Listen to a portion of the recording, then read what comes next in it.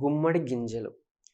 ఆహ్, గుమ్మడికాయ లోపల ఏవైతే గింజలున్నాయో దాన్ని చక్కగా మనమే తీసి కొంచెం ఎండబెట్టి ఒక 2, 3 రోజులు అట్లా మనం దాన్ని మన రెగ్యులర్‌గా తీసుకునే ఫుడ్‌లో తీసుకోవచ్చు.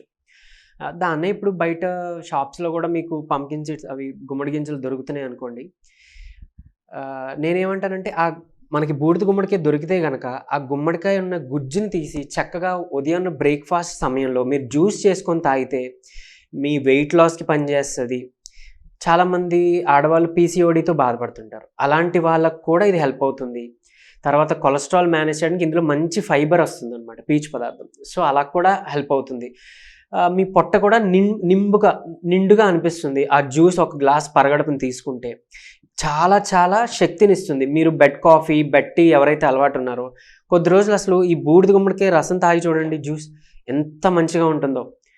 అలానే మనం ఈ బూడిద గుమ్మడి